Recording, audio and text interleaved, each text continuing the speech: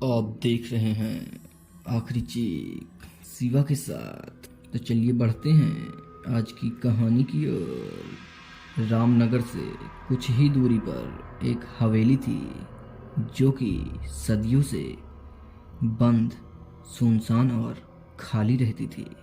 इस हवेली के बाहर ही एक बड़ा सा पीपल का पेड़ था जिस पर एक झूला हमेशा लटकता रहता था। अक्सर रात के समय यह झूला अपने आप झूलने लगता था और आसपास का सारा इलाका शोर से गूंजने लगता था। कभी किसी के हंसने का शोर तो कभी किसी के रोने का शोर। लोग इस हवेली के आसपास जाने से भी डरा करते थे। एक रात की बात है, सुरेश अपनी बेटी सीनू और पत्नी मीना के साथ कहीं जा रहे थे। वह लोग कार में बैठे थे कि तभी मीना बोलती है, काफी देर हो चुकी है, अभी तक हमें पहुंच जाना चाहिए था। तभी सीनू बोलती है, पापा मुझे डर लग रहा है, यह जंगल है और यहाँ पर कई जंगली जानवर भी हो सकते हैं।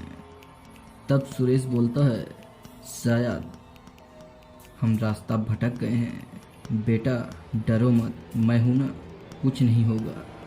उन लोगों की कार कुछ और दूर ही अभी चली थी कि अचानक से कार जंगल के बीचों बीच एक स्थान पर रुक जाती है।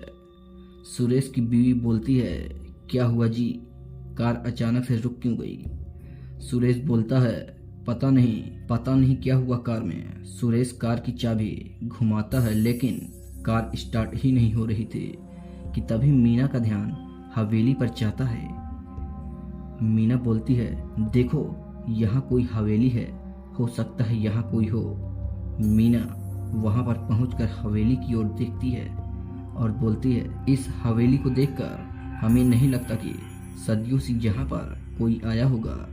सुरेश हवेली का दरवाजा खटखटाकर बोलता है, कोई है। और तभी एक बूढ़ी महिला एक हाथ में लालटेन लिए हुए बाहर निकलती है और पूछती है, कौन हो तुम लोग? सुरेश बोलता है, यह मेरी पत्नी मीना है। माँ जी, मेरी कार बाहर हवेली के खराब हो चुकी है, क्या हम लोग रात यहाँ पर गुजार सकते हैं?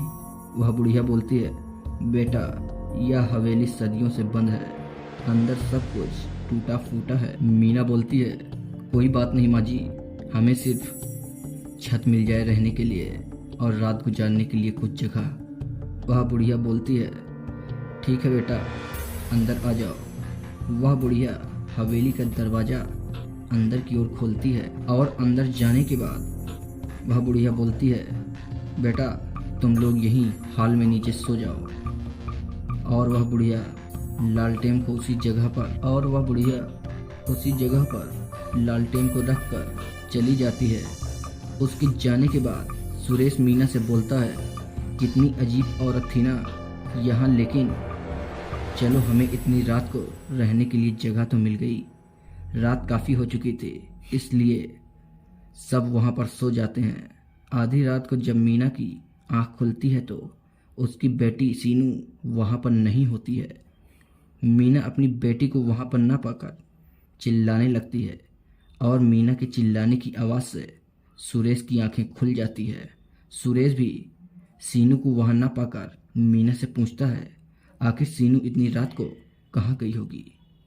वह दोनों लालटेन लेकर हवेली के अंदर सीनू को ढूंढने लगते हैं।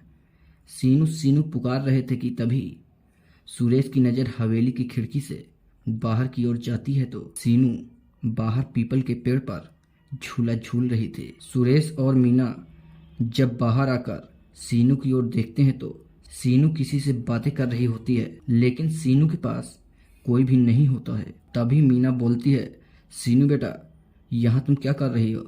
तभी सीनू बोलती है, मम्मी मुझे ये आंटी जबरदस्ती यहाँ पर पकड़ कर लाई है। कौन सी आंटी? वहाँ पर तो कोई भी नहीं है।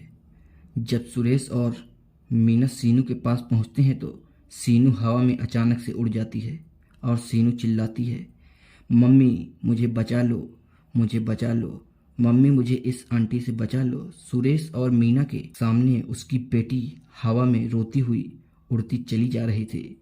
सुरेश और मीना अपनी बेटी सीनू के पीछे दौड़ते हुए जा रहे थे।